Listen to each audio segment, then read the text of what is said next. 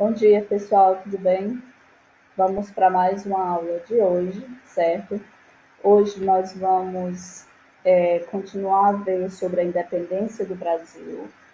Semana passada nós vimos o início do processo que começou lá na Europa, né? E hoje nós vamos dar continuidade a esse processo, né, de independência do Brasil. E eu coloco, quando eu falo independência, eu sempre falo entre aspas, né, coloco umas aspas bem grande mesmo, em independência.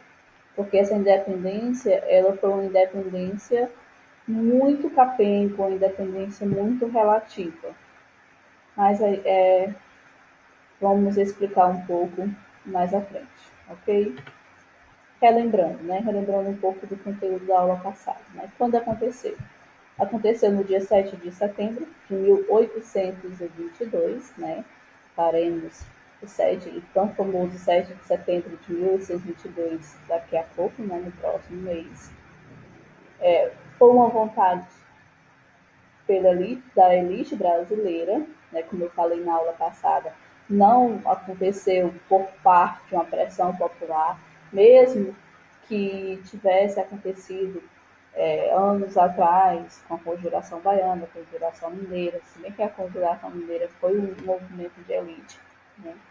Mas não foi uma independência por pressão popular, não foi uma independência que foi conquistada, né? Foi uma independência que foi dada pela elite, né? Que aconteceu por pressão da elite brasileira, dos políticos brasileiros. Da elite política brasileira e conquistar a autonomia política, né? A autonomia de quem? De Portugal, né? Da metrópole. E o desgaste do sistema de controle econômico, com restrições de altos impostos que o Brasil pagava a Portugal, exercido pela coroa portuguesa no Brasil. E a tentativa da coroa portuguesa em recolonizar o Brasil. Né? Vamos ver exatamente, especificamente um pouco mais sobre isso. Aqui duas imagens, né? Um pouco, na verdade, aqui é uma pintura da família real chegando ao Brasil, do João VI chegando ao Brasil em 1808, né? Que foi um fator preponderante para que houvesse a independência do Brasil. Uma charge, né? Viva a independência, né? O povo, a elite comemorando, e o povo aqui, que é isso, mãe?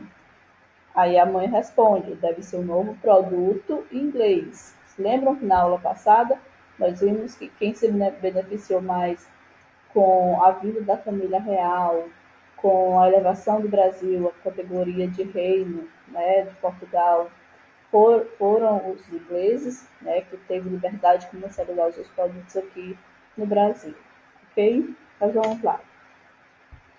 A gente vai continuar o conteúdo começando pela Revolução Pernambucana, né, ou também chamada Confederação do Equador, que aconteceu em 1817, né? Lembrando que em 1808 a família real chega ao Brasil, né, começa a fazer várias mudanças, principalmente para a capital, que é o Rio de Janeiro, né, o Banco do Brasil, o Jardim Botânico, a imprensa régia, começa a ornamentar toda a capital do Brasil para receber a corte, calçamentos, né? Muitas pessoas são tiradas de suas casas para abrigar a corte portuguesa, mas a principal medida, de fato, foi são as medidas econômicas, né, que foi a abertura dos portos para as nações amigas, diga-se de passagem, a nação inglesa, ok? Mediante a dificuldade econômica, grande parte da população tinha dificuldade para pagar os impostos estabelecidos pela coroa portuguesa.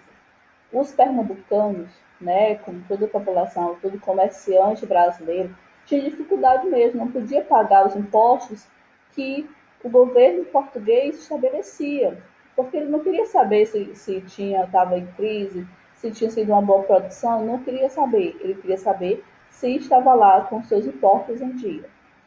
Os proprietários de terra e outros brancos livres pobres, organizaram um movimento que eclodiu em março de 1817. Né? Observe que não é um movimento de elite. Os líderes acabaram sendo presos e executados. Dessa forma, o governo lusitano português preservava a sua hegemonia política através das forças das armas, assim como aconteceu com a Confederação Conjuração Mineira, assim como aconteceu com a Conjuração Baiana, né? Os revoltosos foram, né, duramente castigados, né, executados e presos. Aqui a foto da Conjuração da Revolução Pernambucana. E qual é o ensinamento que se pode, né, tirar dessa revolução? Que havia uma insatisfação muito grande com a política e com a economia de altos impostos com a corte portuguesa, né, com a corte brasileira. A bandeira pernambucana, né, quando da Revolução Pernambucana, e aqui, né, uma pintura demonstrando o início da Revolução.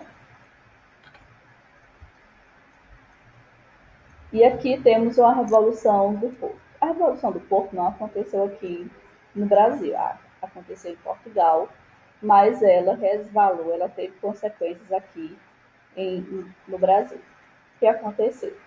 Quando terminou o bloqueio continental, né, e Napoleão Bonaparte deixou Portugal, houve uma rebelião, uma revolução, né, que foi chamada Revolução Liberal do Porto, em Portugal.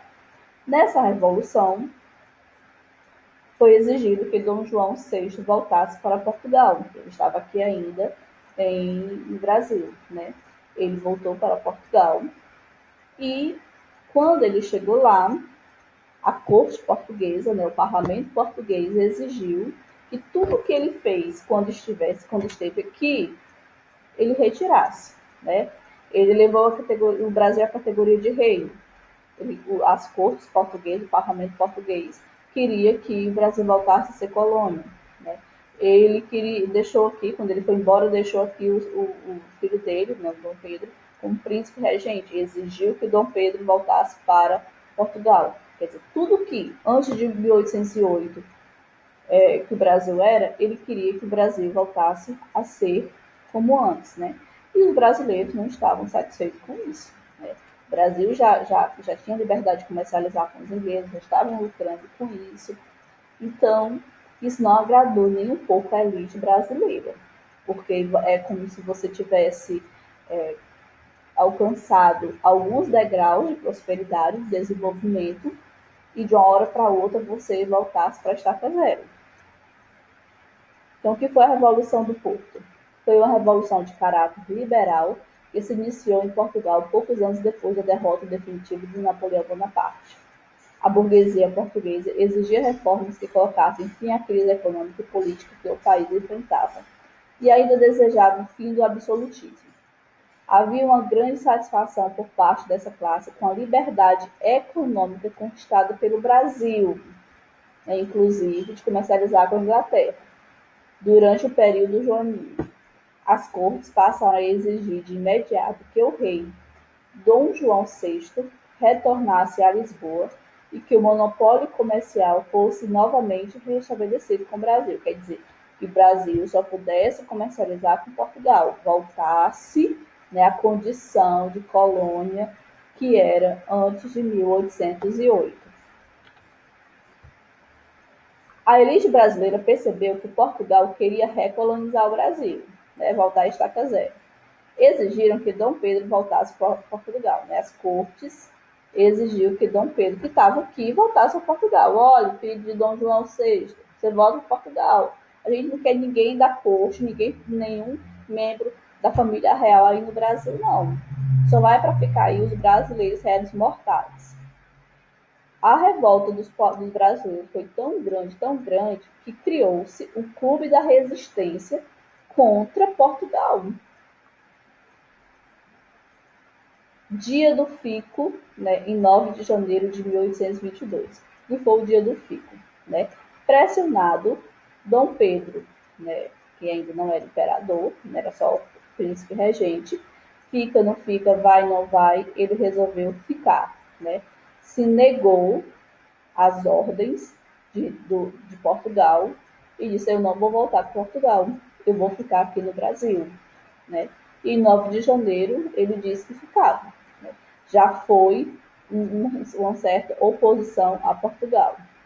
Em junho, foi convocada uma eleição para a formação de uma Assembleia Constituinte. O que é isso?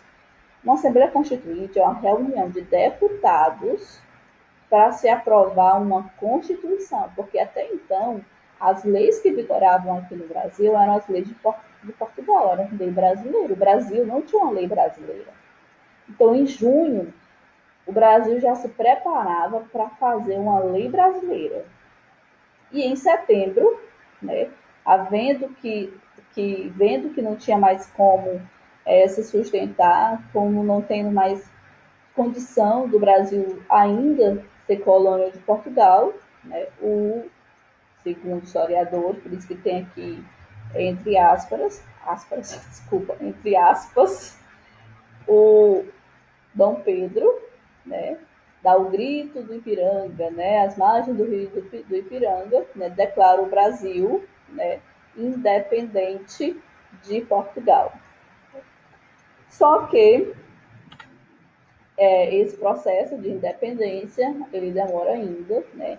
Isso aconteceu em 7 de setembro de 1822, mas o Brasil só vai ser oficializado independente em 1824, né? São 2 anos ainda de processo para que Portugal reconheça oficialmente a independência do Brasil, né?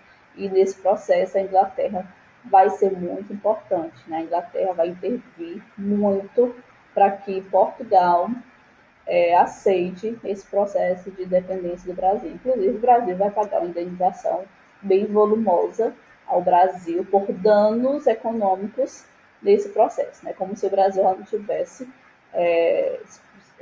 dado toda a riqueza que ele tinha a Portugal. Mas isso é um pouco do conteúdo da próxima aula. Né? Então, assim, o Brasil fica independente, né? Dom Pedro, ele se torna imperador do Brasil, por isso que é uma independência um pouco fajuta, né? É uma independência, mas fica aqui no seu comando um filho do rei de Portugal, muita elite portuguesa do Brasil, tendo como relações comerciais muitos comerciantes da antiga colônia. Basicamente não muda nada. A situação dos pobres não muda, quem era pobre continua pobre, quem era escravo continua escravo, nem se toca no assunto da escravidão em 1822. Né? Apenas muda o nome. O Brasil deixa de ser colônia de Portugal e passa a se tornar uma nação independente. Só isso. Né?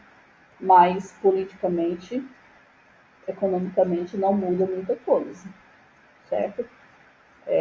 A diferença social e econômica são bem pouco sentida no dia a dia da população brasileira. Então é isso, né? Até a próxima aula e passam as atividades.